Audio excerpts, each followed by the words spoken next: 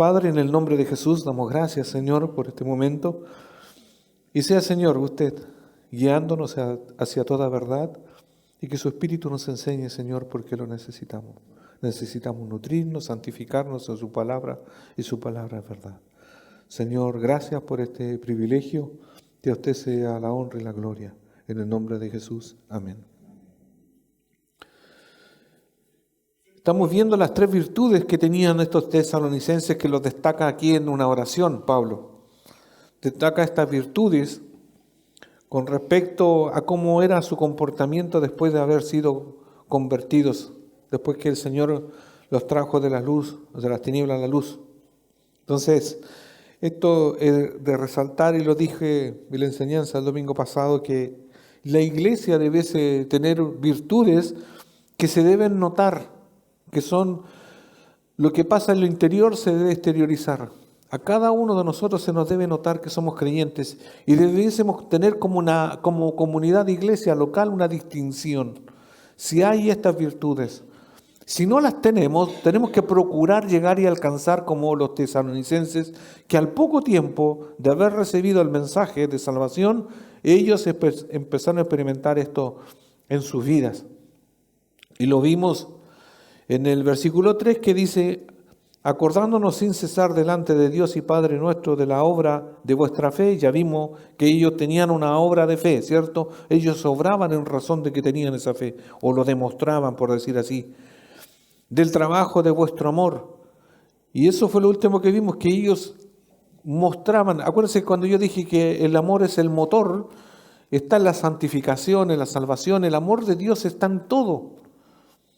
Es como el ingrediente que tiene que estar, si no está ahí, no puede ser.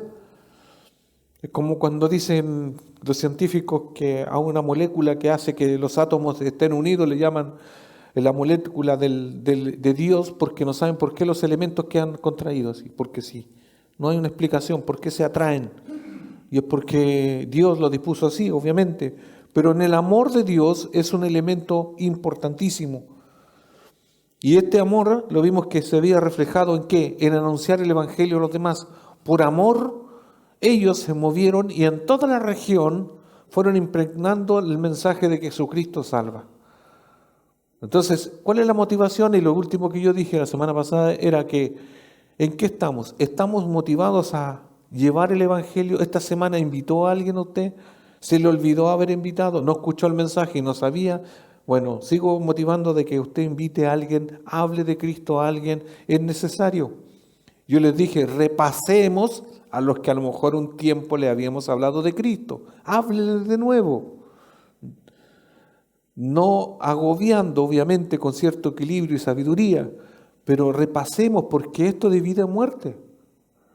Necesitamos que nosotros llevemos el Evangelio, es el mandato imperativo que está y pesa sobre nosotros, una responsabilidad. Y no se trata de tener un don y un talento, no, esto usted tiene que abrir su boca y decir y testificar que Jesucristo viene ya, y que si el que no está cuenta se va a ir a una condenación. Entonces tiene que hacerlo, invite a la iglesia. ¿Ya? Entonces estas virtudes estaban muy expuestas en estos tesalonicenses. Y la tercera tiene que decir vuestra constancia en la esperanza en nuestro Señor Jesucristo. Vamos a ver la tercera virtud. Dice vuestra constancia en la esperanza. Este término tiene que ver con ánimo largo. Esto es, no solo quiere decir la capacidad de aguantar en medio de la prueba, sino de hacerlo positivamente, viviendo la fortaleza cristiana, de aquel que sigue al Señor, siguiendo la carrera y pasando obstáculos. O sea, es un ánimo largo, la esperanza.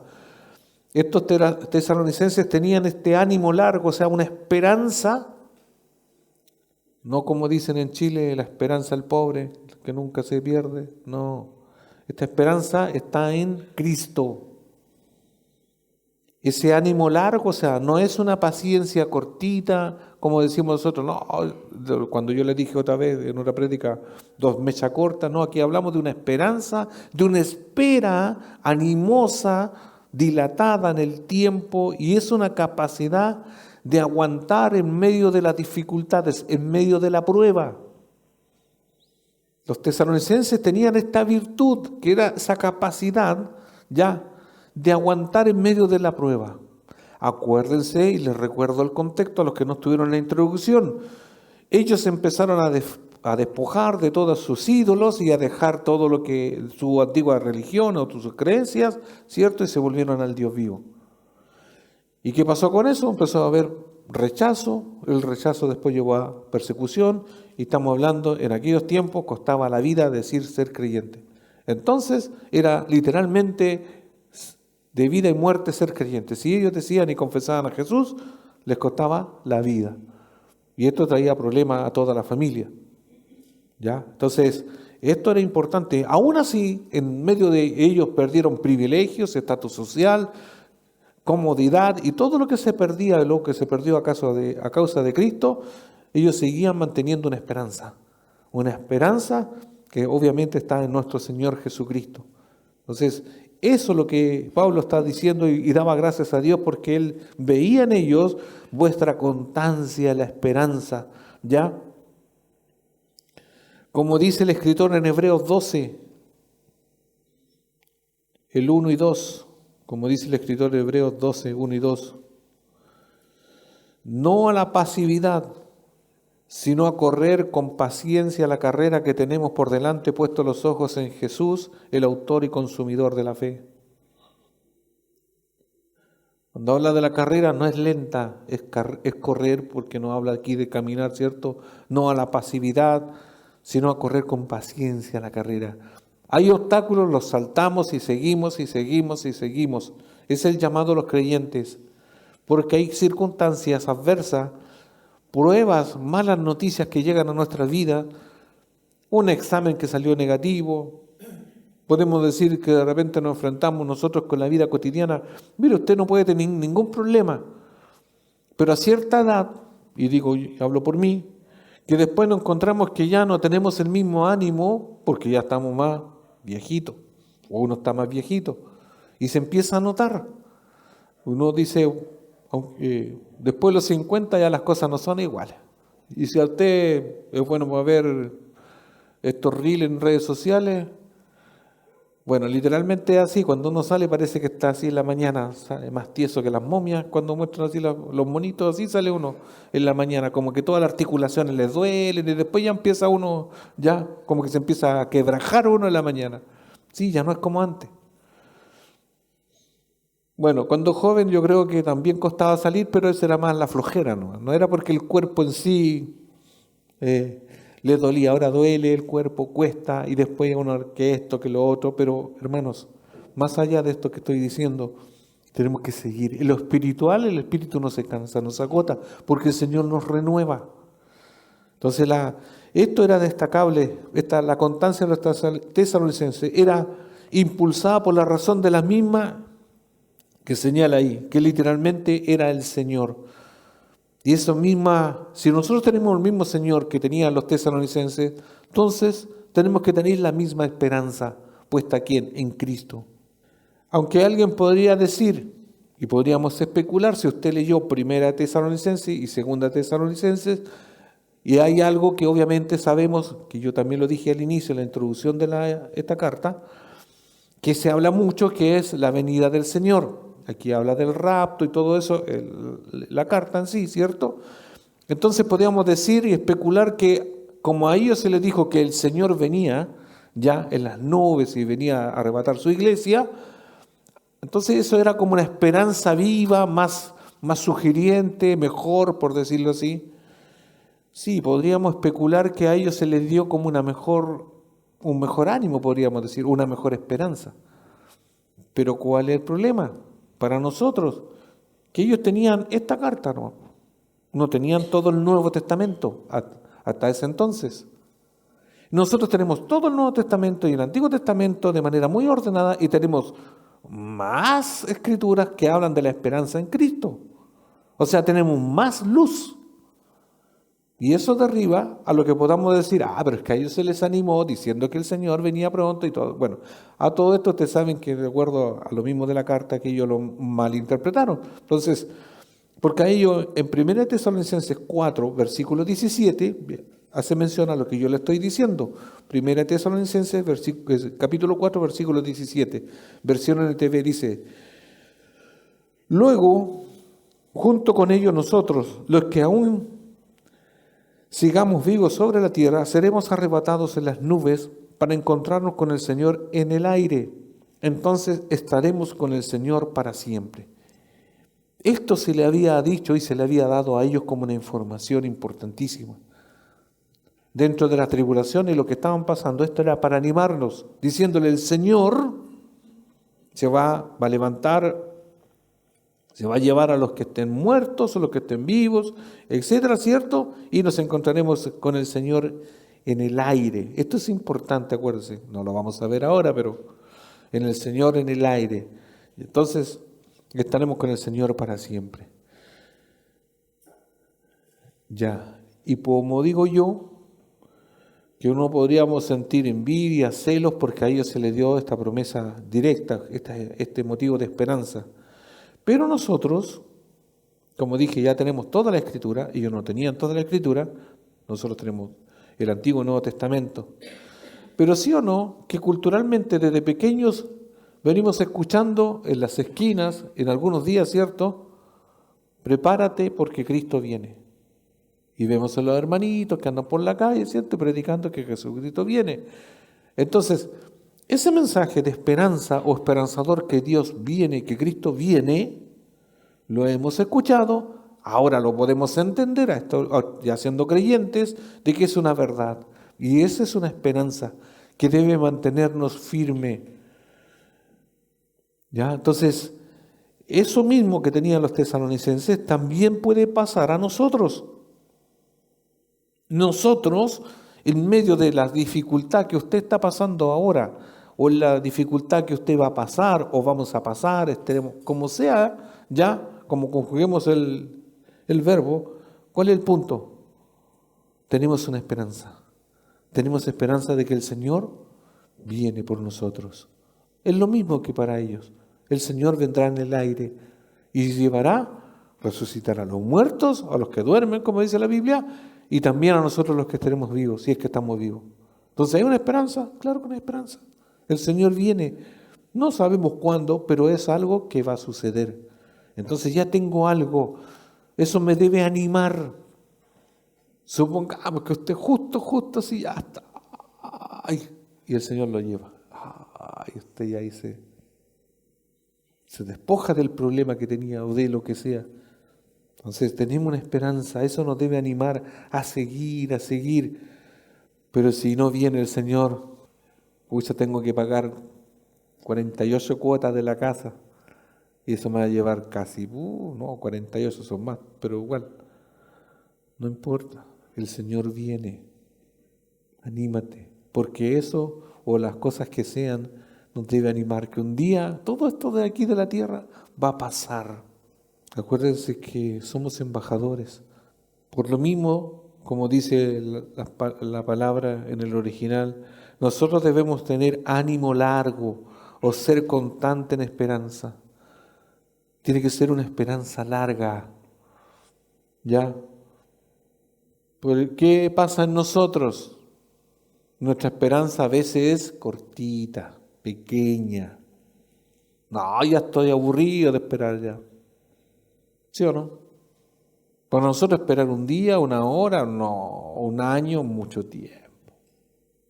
Hermanos, si tenemos que esperar toda la vida para que nuestros hijos se conviertan, esperaremos toda la vida. Aún si morimos, acuérdense, la esperanza se mantiene porque eso no se pierde. Porque aún muertos ellos pueden llegar a tener vida en Jesús. O sea, se puede cumplir lo que yo anhelé, porque siempre lo que esperé nunca lo dejé de esperar. ¿Se entiende? Un ánimo largo, la conversión de nuestros seres queridos. Todo eso nos debe llevar de un ánimo, una constante esperanza, o una esperanza constante.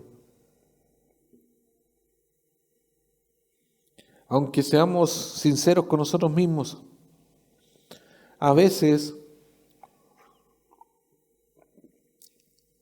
tenemos una esperanza ya no puesta en Cristo. A veces tenemos la esperanza en los hombres, en nuestro alrededor, en las circunstancias.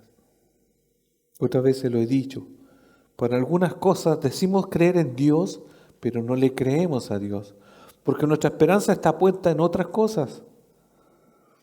Mire, cuando yo ilustro esto es cuando digo, no, yo cuando tenga una pareja voy a ser feliz. ¿Su esperanza está puesta en qué? En una pareja. Cuando yo tenga educación, ahí sí que voy a ser próspero. Puede que no. Por lo mismo, invertimos nuestra esperanza y no le tenemos la esperanza puesta realmente en Jesucristo. Cuando como yo le digo, como la esperanza que tiene el pobre. ¿Cuántas veces le he dicho eso? El pobre piensa que cuando tenga un familiar con un puesto político, un puesto cierto en una empresa, ahí vamos a salir, todos los demás van a salir de la pobreza. Cuando el primero de la familia vaya a la universidad, ahí sí que los va a cambiar la vida. Mentiras. No ponga la esperanza en eso.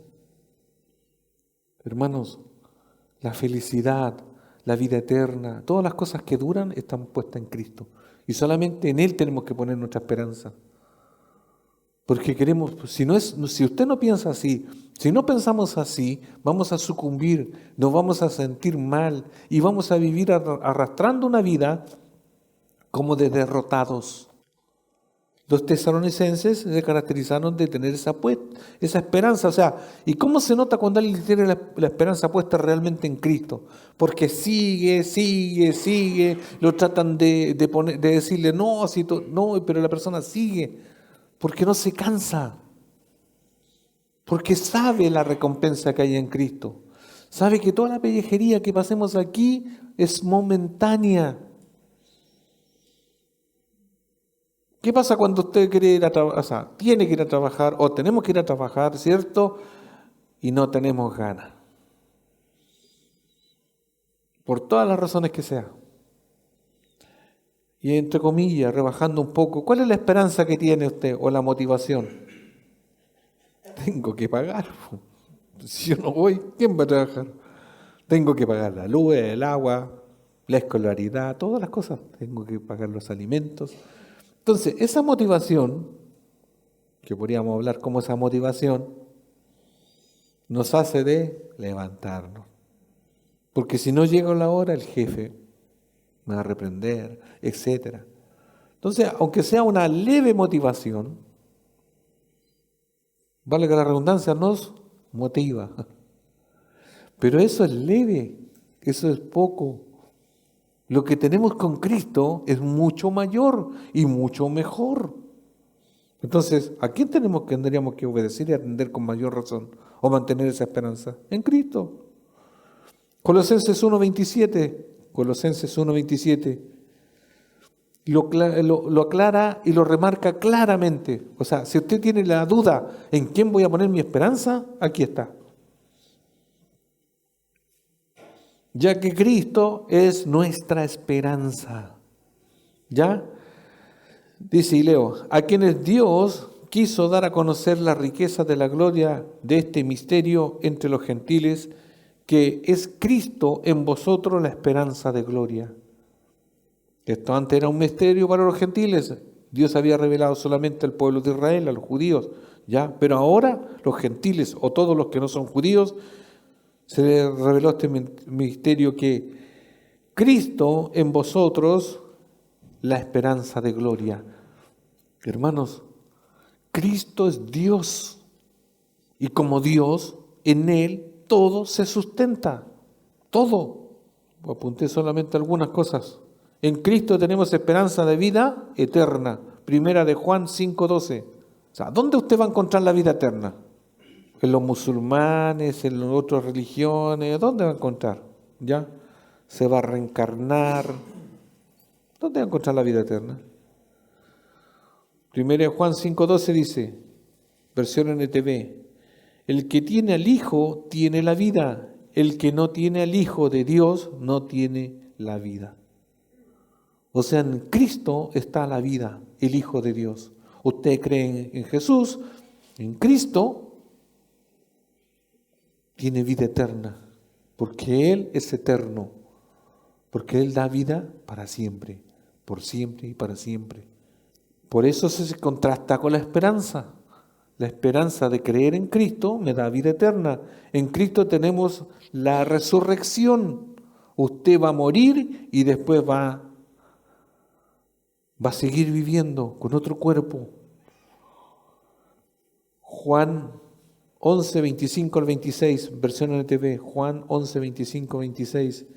En Cristo tiene resurrección.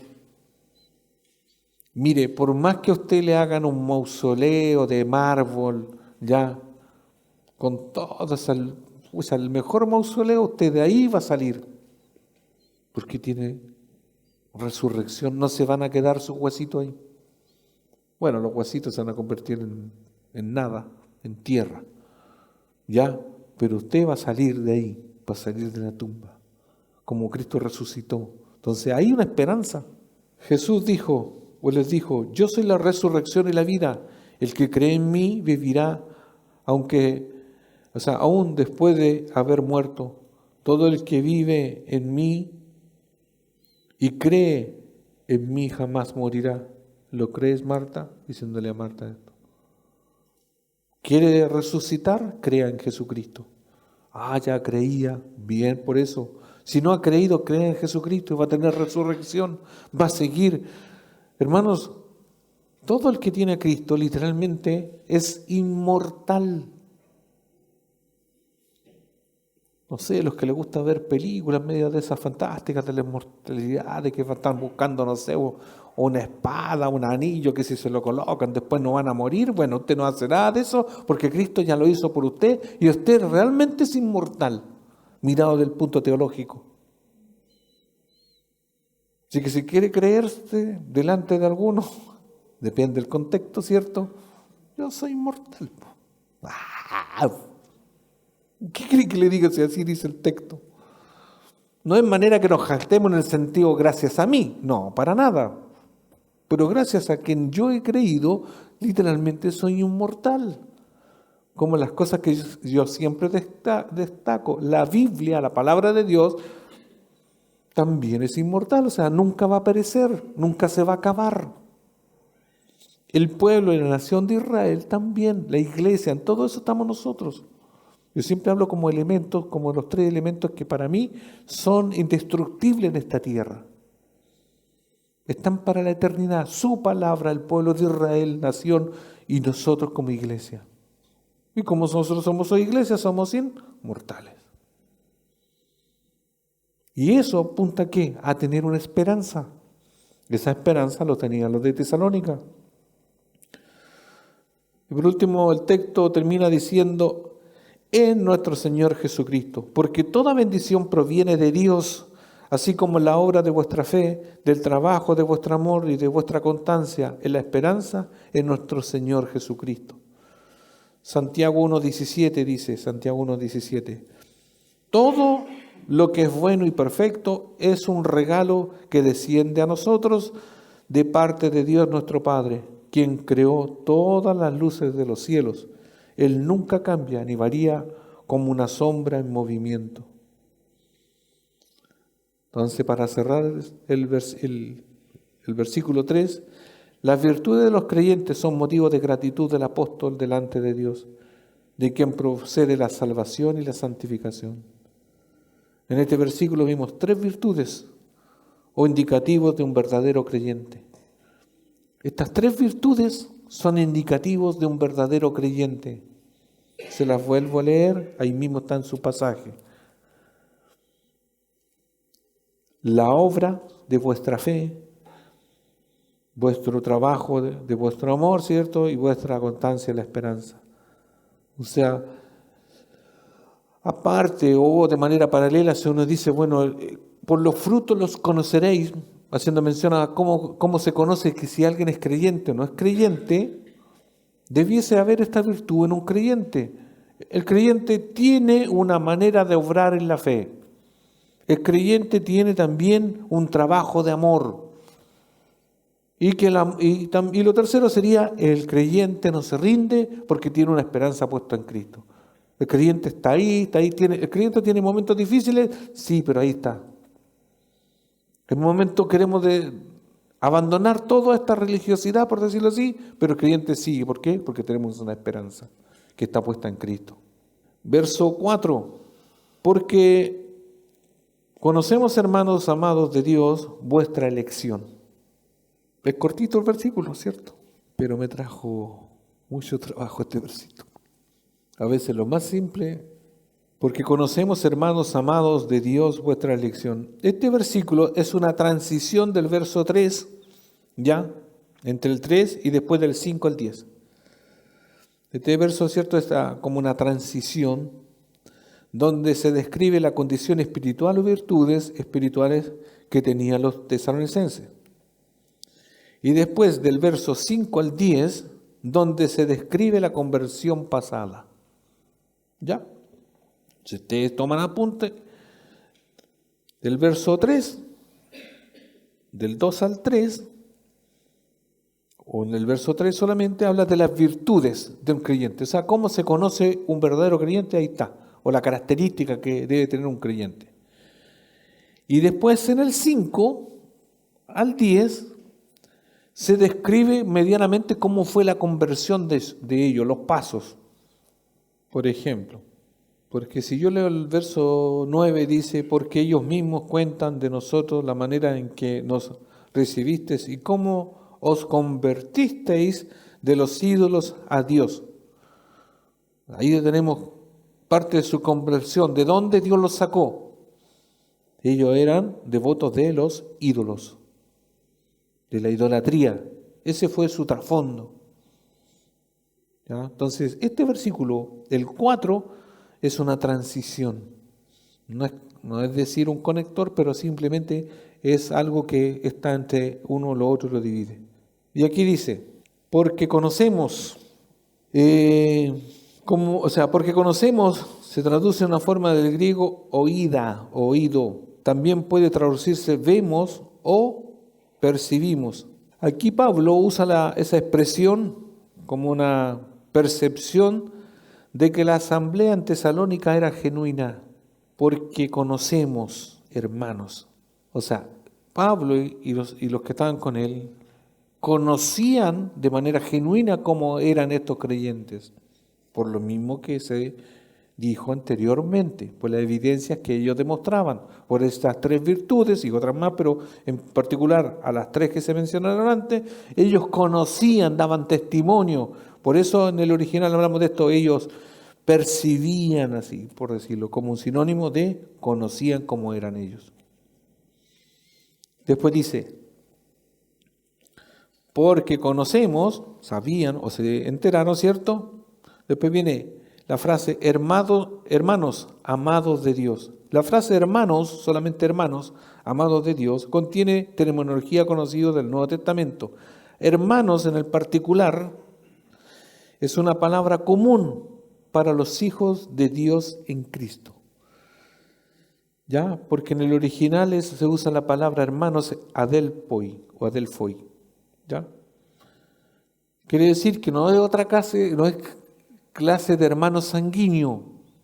Cuando se usa en el original la palabra hermanos, para nosotros en el castellano, hermano aquí, hermano en cualquier parte, sería como lo mismo, ¿ya? Pero en este particular, en este texto, nos está hablando de hermanos sanguíneos. Por ejemplo, si dijese los hermanos de Jesús, ahí está hablando de hermanos sanguíneos, obviamente se entiende de María. Pero ¿cuál es el punto de acá? Es el que estos hermanos son en la fe. Son hermanos que son hijos de Dios. Esa es la connotación que tiene. Después cuando dice amados o amados de Dios, en el griego se traduce esta frase, mire, yo no lo quería leer, pero lo voy a leer, porque algunos no van a entender. Yo poquito, pero se los quiero leer, ¿no? Es para conocimiento. En el griego se traduce esta frase en participio pasado perfecto. ¿Ve que eso es fácil? Para explicar que los cristianos son los receptores del amor soberano de Dios. Esa parte quiero que yo entienda, que estos hermanos son los receptores, son los que reciben el amor de Dios.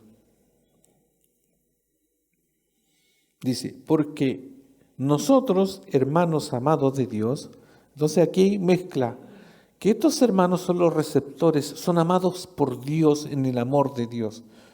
Como lo dije anteriormente, el amor es ese motor que está, o ese ingrediente que es un elemento particular en todo creyente, porque Dios, y empezamos, usted solito yo creo que se va a recordar, porque de tal manera Dios amó, ¿a quién?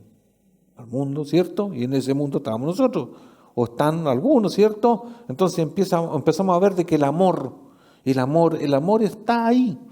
Por amor Cristo murió en la cruz. Sé que se configuran otros elementos, ¿cierto? Pero ¿cuál es el punto? Que el amor y la salvación está presente, así como también lo hemos visto en la gracia como favor inmerecido. Mire, son varios elementos, pero siempre apuntan en el sentido de que Dios está involucrado y que Dios nos está amando con amor eterno continuamente. Por eso, hermanos, jamás salga de su boca, esta iglesia no tiene amor, este hermano no tiene amor, este pastor no tiene amor. No diga nunca eso, porque el amor de Dios está presente en su misma conversión. Sea que usted lo sienta de parte de nosotros, o que usted no lo sienta, pero hay un amor de Dios que está operativo en usted por haber creído en Cristo. Si usted no lo siente, si usted no lo experimente, lo experimenta, puede ser que usted no sea hijo de Dios. ¿Cómo así? ¿Me está juzgando? ¿Me está condenando? No, simplemente a la luz de la Escritura, porque lo dice aquí, hermanos amados de Dios. Porque señaló este grupos que tenían 3 virtudes, y esos son hermanos amados de Dios. ¿Se entiende? Amor usted y yo tenemos de sobra, porque si somos hijos de Dios, si somos hermanos, así como eran los de Tesalonicenses, ¿por quién somos amados? Por Dios. ¿Se da cuenta? Usted nunca deja de ser amado por Dios, nunca. Porque Dios tiene amor eterno. ¿Qué es eso así? Emocionalmente, por nuestra pecaminosidad, por las otras cosas, razones, circunstancias de la humanidad de nosotros, que yo digo, podemos sentir que falta, esa es una percepción, pero de acuerdo a las Escrituras, cada uno de ustedes, cada uno de nosotros, o cualquiera que se dice ser creyente y es creyente, realmente es amado por Dios. Entonces nosotros somos los receptores de ese amor. Y vamos a ver un ejemplo bíblico, Deuteronomio 7, del 7 al 8. Deuteronomio 7, del 7 al 8, versión Reina Valera. Leo. No por ser vosotros más que todos los pueblos os ha querido Dios y os ha escogido, pues vosotros eres el más insignificante de todos los pueblos. El pueblo de Israel no tenía de qué jactarse, porque aquí habla... Dice, no por ser vosotros más que todos los pueblos, os ha querido Jehová. Ahí habla querido de amar, ¿cierto? No porque usted, el pueblo de Israel, podría jactarse diciendo, no, porque nosotros somos un pueblo inteligente, somos acá, bla, bla, bla. No. Aquí está hablando, porque Dios ha querido y os ha escogido. Luego vamos a estudiar esa palabrita, pero circunstancialmente ya está metida aquí esta palabra que es como una piedra en el zapato para algunos creyentes, no para todos, ¿ya? Porque Dios ha escogido. Quien escoge es Dios. Pues vosotros eres el más insignificante de todos los pueblos. Ahí el Señor los rebaja, que Israel no tenía de qué jactarse, porque eran lo más insignificante. Sino por cuanto Jehová os amó. Aquí está la motivación. Hermanos, si somos amados, si somos escogidos, es por amor. Si alguien es algo, es por amor de Dios. Si son elegidos, es por el amor de Dios. ¿Se entiende? Por eso somos los receptores, como decía el comentario del amor. Sino por cuanto Jehová os amó y quiso guardar el juramento que juró a vuestros padres, os ha sacado Jehová con mano poderosa y os ha rescatado de servidumbre. de la mano de Faraón, rey de Egipto. Esto aplica para el pueblo de Israel, pero lo espiritual aplica a nosotros. Dios nos sacó de servidumbre cuando éramos esclavos, como dice Gálatas, ¿cierto? Dios nos rescató de la servidumbre del Faraón, simbólicamente para nosotros Satanás. La opresión de Satanás y todo eso representa a Egipto y todo ese imperio, todo ese reino, ¿cierto? Dentro de una metáfora. Y Dios nos sacó de ahí. ¿Pero por qué? Por el elemento de amor, porque nos ama. Entonces, esto es importante. A los tesalonicenses se les recalca esto, del amor de Dios. ¿Ya? Por eso dice, porque nosotros, hermanos amados de Dios, los tesalonicenses eran amados por Dios. Usted, si es creyente, es amado por Dios. Y esto es lo que vuelvo a recalcar, el amor siempre está, siempre es el elemento que está en medio de todo. Pablo le dijo a los tesalonicenses que estaba seguro de la elección divina de ellos. Y aquí vamos a profundizar a lo mejor un poco. Yo digo un poco porque hay mucho contenido con respecto a esto. Ya sabemos, acuérdense, este versículo era transitorio entre lo anterior y lo que venía, ¿cierto? Pablo dice, porque conocemos que ustedes tenían virtudes como las que ya se mencionaron, ¿cierto? Y después dice, hermanos amados de Dios. Pablo reconocía que eran amados de Dios. Y después termina diciendo, vuestra elección. En el lenguaje de nosotros como que no rima. Conocemos y después dice, conocemos y habla de la vuestra elección. Diciéndolo más fácil sería, nosotros sabemos que ustedes han sido elegidos por Dios. O sea, que son, porque conocemos hermanos que son amados por Dios y también sabemos que ustedes han sido elegidos por Dios. Ahí parece que la versión NBI habla más así, más amigable, no la puse. Pero aquí, ¿cuál es el punto? Pablo conocía y sabía por la evidencia anterior que ellos sí habían sido amados por Dios y que más encima habían sido elegidos por Dios. ¿Se entendió esa parte? Y aquí, por eso Pablo les dijo a los tesalonicenses que estaba seguro de la elección divina de ellos, y esto está en armonía con todo el Nuevo Testamento. El término teológico, aunque aquí hay una palabra, pero como el término elección, elegidos, aunque no sé si todos lo saben o por algunos saben, es sinónimo de controversia. ¿Ya?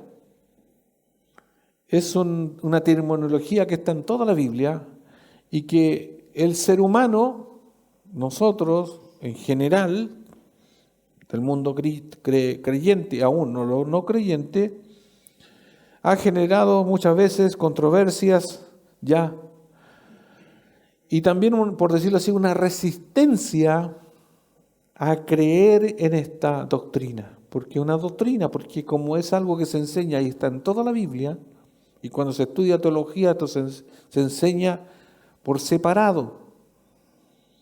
Y usted va a decir, ¿y qué tiene que ver eso? Porque quiero aterrizarlo para entender lo siguiente. A grandes rasgos, Dios, antes que existiéramos todos nosotros, el universo de todo, Dios, cuando no estaba lo creado, decidió soberanamente elegir. Bueno, dentro de lo que también Dios, por decir, pensó hacer la humanidad, hacer todo lo que existe, porque no le salió así porque, me salió una tierra con animales, no. Todo está avanzado en la mente de Dios. Y dentro de eso, Dios hace una elección. El tema es el siguiente, que se ha usado para mal, para un lado y para otro, y hay dos corrientes en cuanto a esto, y lo vamos a ir viendo. Yo voy a poner solamente dos posturas que son diametralmente opuestas, ¿ya? Porque de ahí hay todas están más. Porque, por ejemplo, ¿cuál es el mal uso de la Biblia? que algunos creen en corrientes cristianas evangélicas que Dios elige a algunos no como para ir al cielo, sino para que ejerzan un oficio, nada más. Cuando estudiaba esto dije, ¿cómo se le va a ocurrir algo? Sí, porque a algunos se le ocurre y enseñan que Dios, por ejemplo, a usted lo eligió para que en la iglesia cantase alabanzas, pues nada más. ¿Qué tiene? Pero algunos postulan cosas como esas que son aberrantes, que Dios elige a personas y ¿de qué se toman? Como Dios eligió a los sacerdotes, a los levitas, para que hicieran solamente a los tribus de Leví, ¿cierto? Ustedes se acuerdan del Antiguo Testamento, Dios los eligió para que atendiesen el templo, ¿ya? O sea, ese era su trabajo. Entonces Dios, como eligió a ellos, a ese pueblo, o esa tribu, es solamente para eso. Y de ahí se toma que Dios puede hoy también elegir a algunos para ciertos servicios. Y eso no es congruente con toda la Biblia, porque primeramente Dios nos elige para alabanza de su gloria, para vida, nos elige para otra cosa. Y lo otro viene como resultado de la elección. Ahí vamos a ir viendo. Ya, entonces, una postura que es opuesta a la otra es la primera. Una es negar la elección de Dios. No existe la elección soberana. Dios, para algunos, ya, postulan y enseñan de que Dios no tiene la potestad de elegir, para nada, sino que el hombre, con su fe, ya decide tomar una decisión por Dios. El hombre común y corriente, el hombre que, paréntesis, está muerto espiritualmente, que eso dice la Biblia, el hombre que está muerto, que fue destituido de la gloria de Dios, pero que tiene fe, que no sé de dónde la sacó, y dice, no, yo decido elegir. No, yo creo que ya estoy cabreado, andar tomando, me he gastado mucha plata. Señor, por favor, me arrepiento y me salva. Estoy parafraseando nomás. Ya. Entonces, ese eligió de su perspectiva humana. Él tomó la decisión, él eligió seguir a Dios. No, Dios lo eligió. Esa es una postura de un lado. La otra postura, Dios tiene una elección limitada. A esto, entre comillas, para los que han escuchado o estudiado, el hipercalvinismo. La elección limitada habla de lo siguiente. Dios, sí, obviamente elige, porque Dios es Dios, ¿cierto? Pero elige a algunos nomás. Suena a veces como coherente, pero hay una implicación en esto. ¿Ya? Entonces, ¿qué pasa cuando están en esa postura trincherados algunos? Dios tiene una elección limitada. O sea, Dios va a elegir solamente los de este lado. Y sacan conclusiones que como estos de acá, esto es una ilustración, no se sientan ahí porque no es así, ¿ya? Los de acá pueden llegar a pensar que Dios es injusto, que Dios van a empezar a reclamar porque eligió eso, ¿sí o no? Y van a quedar excluidos, o sea, nosotros no tenemos ni una oportunidad. Simplemente Dios me eligió para ser condenado. Eso es lo que postulan estos que están en la postura extrema a la anterior que yo había dicho. Y no es así. Y además, cuando los de acá entienden que ellos fueron elegidos, porque entienden que ya son salvos, ¿cierto? Como decimos nosotros, se cruzan de brazos y no salen a evangelizar. Porque el Señor sabe lo que están elegidos, y los que están elegidos, entonces nosotros ¿para qué vamos a andar evangelizando? Y como digo yo, se echan en los huevos y no hay evangelización. No, ¿por qué vamos a ir a evangelizar? Pues si el Señor sabe cuáles son los elegidos. Y ya están elegidos. Y los otros, por deducción, están elegidos para condenación. Y hay un texto, yo les voy a dar uno, hay muchos más, que se derrumba toda esta sapiencia de algunos. 1 Timoteo 2, 3 al 4. Este no es un estudio teológico expresivo de la elección, pero yo solamente quiero compartir algo que quede al menos medianamente claro, y si no les queda claro, van a tener toda la razón de echarme la culpa a mí y también de echarse la culpa a ustedes, porque es difícil. Y después yo voy a usar un pasaje que ni Pablo pudo como explicarlo o comprenderlo, porque es difícil. Y cuando algo es difícil, no me estoy helando las manos, pero es así, ¿ya? 1 Timoteo 2, del 3 al 4 dice: porque esto es bueno y agradable delante de Dios nuestro Salvador, el cual quiere que todos los hombres sean salvos y vengan al conocimiento de la verdad.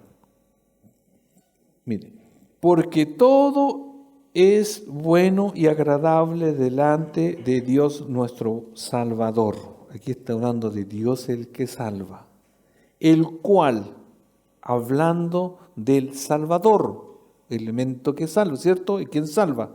Pero el agente salvífico, Cristo el Salvador, o Dios el Salvador, el cual quiere que todos, ¿cuándo es todos? Acuérdense, cuando hay todos, aquí hay una pluralidad, una universalidad, que todos, aquí no está haciendo la mención de los que hipercalvinistas decían, no, que todos los elegidos, no, aquí no están todos los elegidos, todos sean salvos y vengan al conocimiento de la verdad.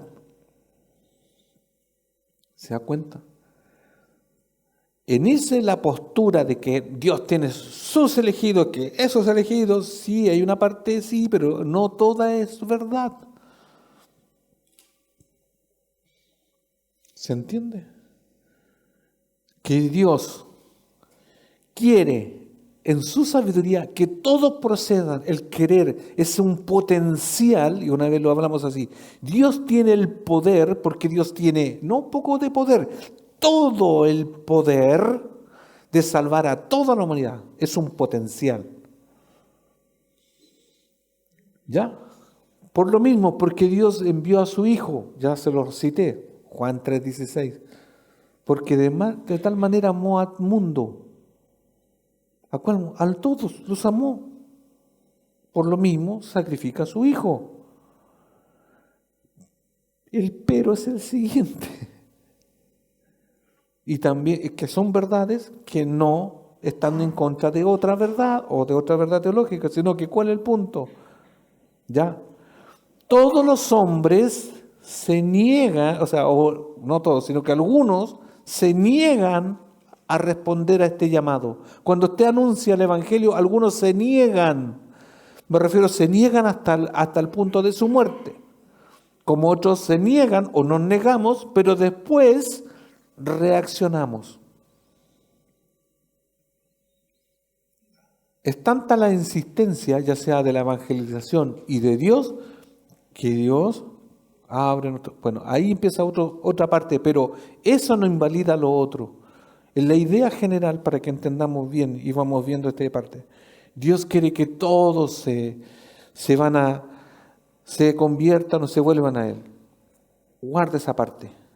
Pero otra verdad es también que todos, y tenemos que reconocer, todos no van a creer, o muchos no han creído, y muchos no van a creer por la maldad de su corazón.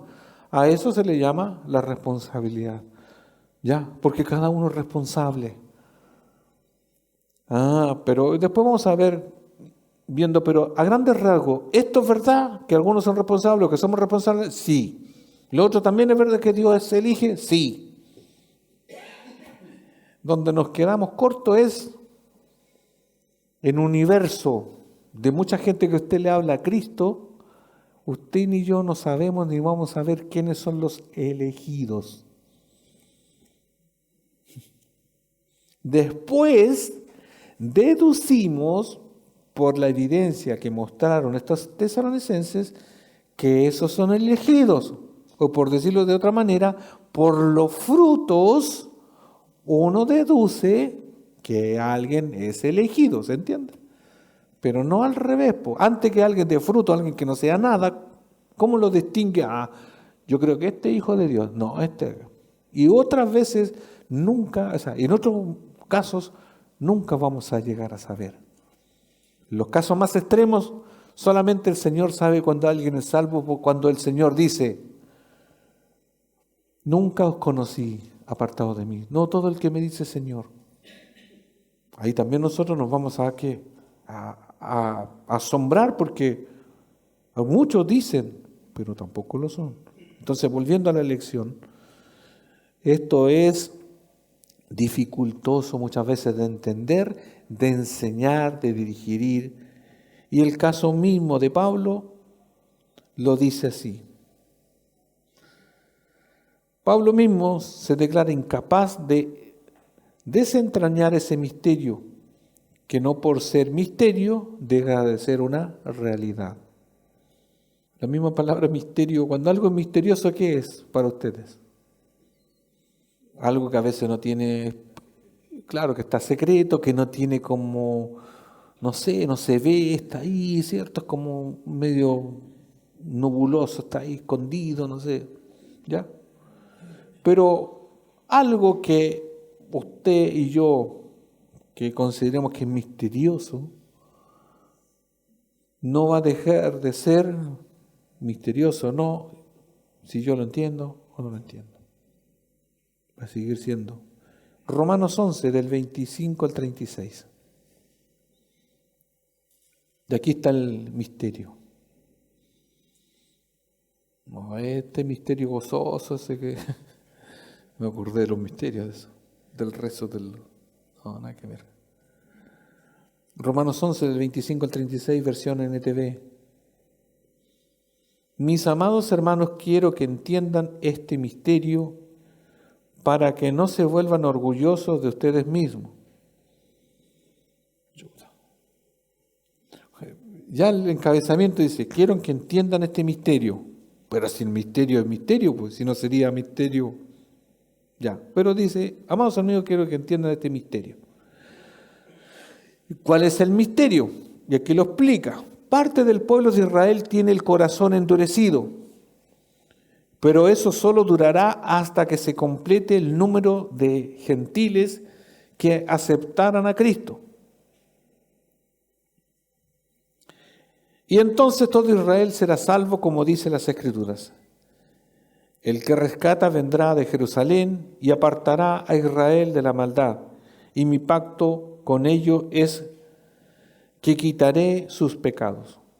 28. Muchos del pueblo de Israel ahora son enemigos de la buena noticia. Y eso los beneficia a ustedes, los gentiles. Sin embargo, ellos todavía son el pueblo de Dios, o sea, que Dios ama, porque Él eligió a los antepasados Abraham, Isaac y Jacob, pues los dones de Dios y su llamado son irrevocables. Ustedes, los gentiles, antes eran rebeldes contra Dios, pero cuando el pueblo de Israel se rebeló contra Él, Dios tuvo misericordia de ustedes y no de ellos. Ahora ellos son los rebeldes, y a ustedes Dios les mostró su misericordia para que ellos también participen de la misericordia de Dios. Pues Dios encarceló a todos en la desobediencia para poder tener misericordia de todos. Qué grande es la riqueza, la sabiduría y el conocimiento de Dios. Es realmente imposible para nosotros entender sus decisiones y sus caminos. O sea, antes de seguir de que explique, pero este verso, esta parte es importante. Es realmente imposible para nosotros, y está hablando Pablo, ¿cierto?, entender sus decisiones y sus caminos. Pues, ¿quién puede conocer los pensamientos del Señor? Si yo les preguntase a usted, levante la mano. ¿Sabe usted esto? ¿Me puede dar esta respuesta? ¿Quién puede conocer los pensamientos del Señor? ¿Quién sabe lo suficiente para aconsejarlo? ¿Y quién le ha entregado tanto para que Él tenga que devolvérselo, pues todas las cosas provienen de Él y existen por su poder y son para su gloria. A Él sea la gloria por los siglos, o sea, por siempre. Amén. Pablo está diciendo que el misterio es el siguiente. Dios tiene al pueblo de Israel elegido como su pueblo, pero paralelo están los gentiles, los que no son Israel. Y por un tiempo, como el pueblo de Israel se rebeló, y como castigo, todo eso, Dios pone en stand-by, o sea, le pone un paralelo a los israelitas para que por un tiempo los gentiles entren en la salvación. Entonces, lo que está tratando de explicar que por ahora lo que había empezado con esto se detiene. Y Dios toma un compromiso con otro pueblo, Israel, o sea, la iglesia, los gentiles. Ahí estamos nosotros. Y ahí lo expresa. ¿Y cuál es la connotación de todo esto? Que para Pablo trata de decir que esto es como que no le cuadra en su mente, que es difícil. ¿Por qué Dios toma esta decisión? Porque podríamos decir, ay, Dios podría hacer Israel para siempre y no hablar nunca de la iglesia. Nosotros no hubiésemos tenido no nos damos ni cuenta. Pero Dios articuló en su mente, o lo planificó así, por decirlo así, de esta manera. Entonces Dios tiene a unos, tiene a otros, en la generalidad todos son hijos de Dios o van a ser hijos de Dios, pero como lo procesa aquí, Dios lo tiene pensado así, por eso están las preguntas ahí. ¿Quién sabe lo suyo? O sea, ¿por qué a Dios se le ocurrió, por decirlo así, hacerlo de esta manera? Entonces, volviendo un poco al misterio de esto de la elección, o a la comprensión, o en lo racional, usted como hombre, como mujer, si usted no entiende por qué Dios elige, o por qué usted no cree que Dios pueda elegir, hágale la pregunta a Dios, porque Él se la puede contestar o no se la va a contestar, porque Dios es Dios. Y con esto no es cerrar las Escrituras, sino porque aquí lo dice, Dios lo dispuso así, de tener a un pueblo, de tenerlo hasta que entren los que acá todavía no eran pueblo, para que después entren todos y después siguen con los demás. Dios lo hizo de esa manera, Dios lo estipuló así y así se hará. Creamos, no nos guste, es como cuando digo yo, hagamos berrinches o no hagamos berrinches, esto se va a llevar a cabo igual. Y si Pablo lo expresa, que a él le complicó entender esto, yo no soy ni cerca de Pablo. Entonces, ¿qué nos queda a nosotros?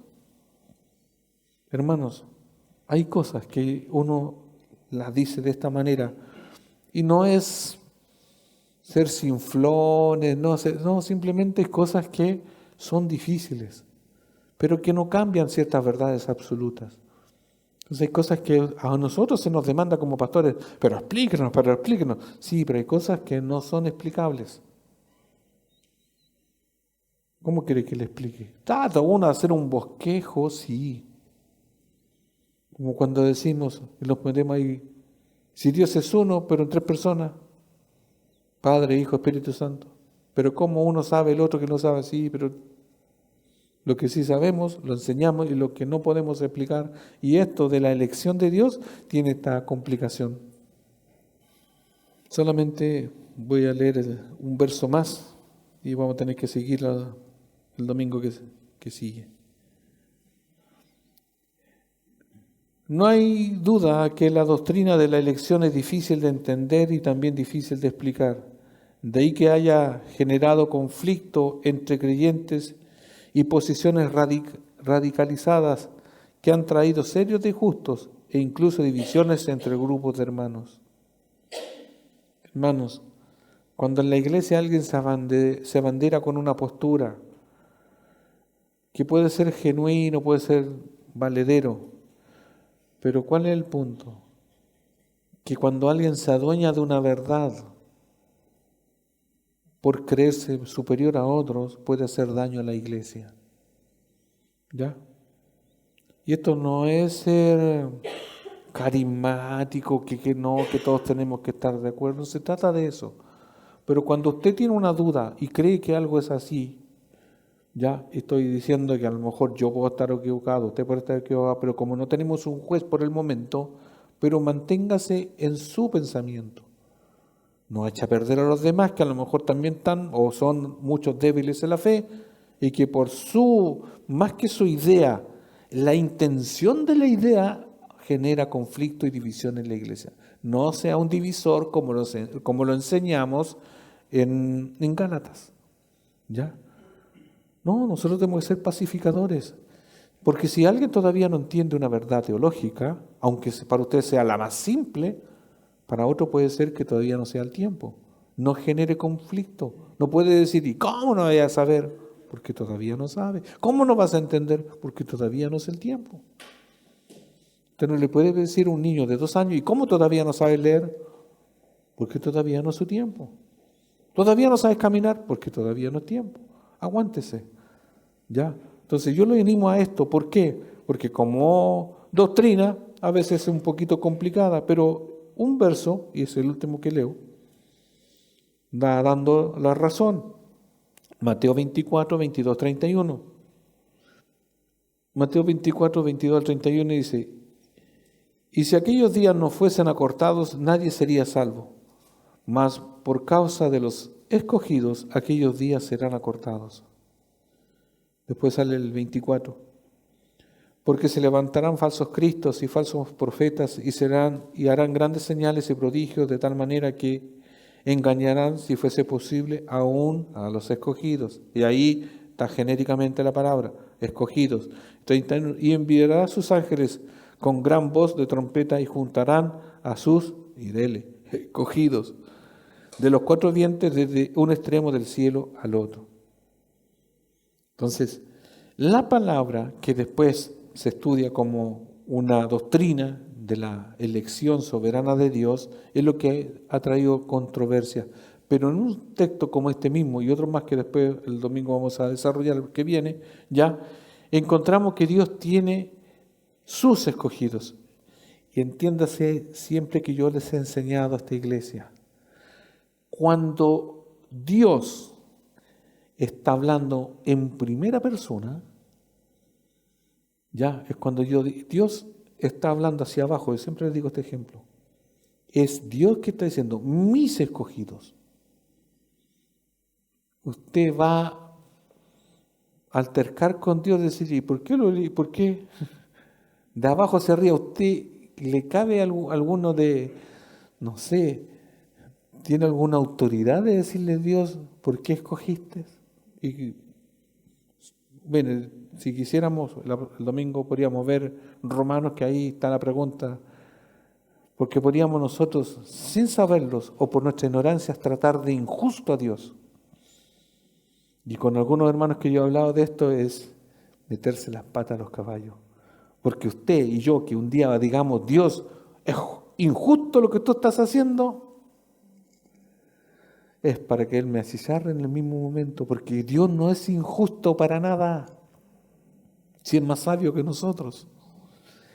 Aparentemente, convengamos, aparentemente las decisiones de Dios no son justas o no son buenas, sí, pero porque no tienen explicación, porque Dios no nos las dice o no la entendemos, bueno, ese es otro punto, pero que Dios sea injusto y que con nuestros razonamientos al respecto a lo que dice Dios consideremos que eso no es tan justo, es nuestro pensamiento nada más finito, ¿ya?